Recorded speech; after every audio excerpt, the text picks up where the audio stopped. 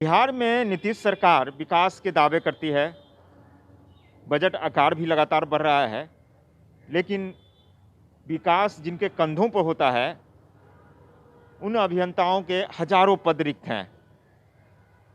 बिहार अभियंत्रण सेवा संघ के महासचिव सुनील कुमार चौधरी का कहना है कि 65% के आसपास पद रिक्त पड़ा है। हालांकि 1241 अभियंताओं की नियुक्ति भी हो रही है, इसके बावजूद 45% से अधिक पद रिक्त रह जाएंगे और बिहार का बजट आकार 2005 के मुकाबले बहुत बड़ा हो चुका है और बिहार को विकास की ऊंचाइयों पर ले जाना है तो अभियंताओं की संख्या भी बढ़ानी पड़ेगी। लेकिन यहाँ तो स्वीकृत पद ही भरा हुआ नहीं है, तो ऐसे में विकास पर असर पड़ना तय है। यह 1241 जो इंजीनियर की बहाली होनी है, उससे पहले ऑन एन एवरेज 65% से ऊपर अभियंताओं के पद खाली थे। आपको बता दूं कि इससे पहले अभियंताओं की बहाली 2014 में हुई थी, 2017 में वैकेंसी आई और 4 साल बाद जो है सो ये बहाली हो रहा है।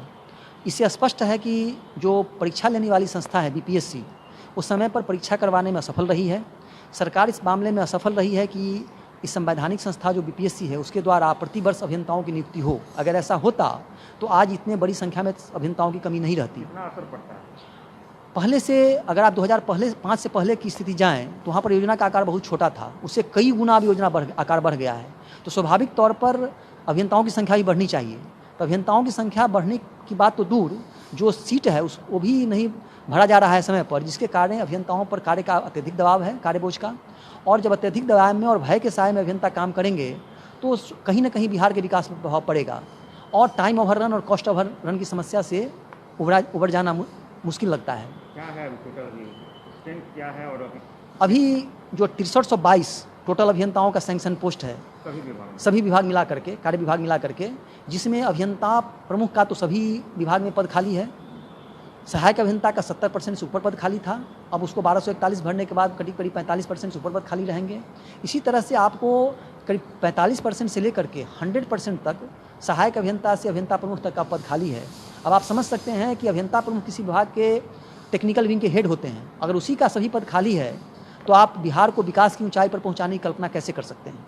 पथ निर्माण मंत्री नितिन नवीन भी मानते हैं कि 2006 के बाद बिहार को विकास के रास्ते पर ले जाने में अभियंताओं की प्रमुख भूमिका रही है, लेकिन उसके बावजूद अभियंताओं के पद रिक्त पड़े हैं। किसी भी जगह जो विश्वकर्मा की जो हम लोग नाम देते हैं, निर्माण का नाम देते हैं, तो कहीं ना कहीं अभियंता ही है वो सेगमेंट है जो किसी भी राज्य के नव निर्माण में, किसी भी देश के नव निर्माण में काम आता है।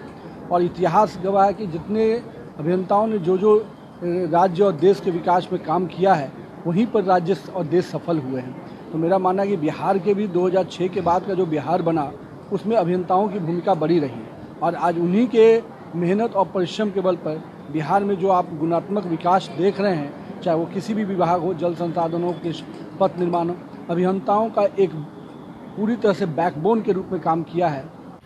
जदयू कोटे के मंत्री जयंत राज का कहना है कि अभियंताओं के रिक्त पदों को लगातार भरने की कोशिश हो रही है। नहीं, बहाल किया जा रहा है।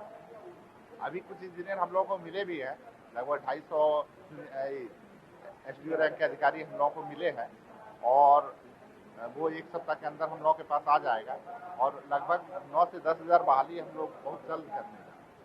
और जब तक बहाली नहीं हो जाती है तब तक हम लोग इंजीनियरों को कंपनी के द्वारा, ठेके के द्वारा लेके हम लोग कंपनी से उसको। बिहार में अभियंताओं के खाली पड़े पदों की स्थिति तब है जब बिहार के मुख्यमंत्री के पद पर एक अभियंता ही बैठे हैं और पिछले 16 साल से मुख्यमंत्री हैं। सबसे ताज्जुब की बात है कि मुख्य अभियंता का 11 में से 11 पद रिक्त पड़ा है। हालांकि मंत्रियों का दावा जरूर है कि रिक्त पदों को भरने की कोशिश हो रही है, लेकिन जितने बड़े पैमाने पर स्वीकृत पद खाली पड़े हैं अभियंताओं के, ऐसे में बिहार के तेज़ी से विकास की परिकल्पना साकार होना संभव नहीं दिखता। अविनाश, ईटीवी भारत, पटना।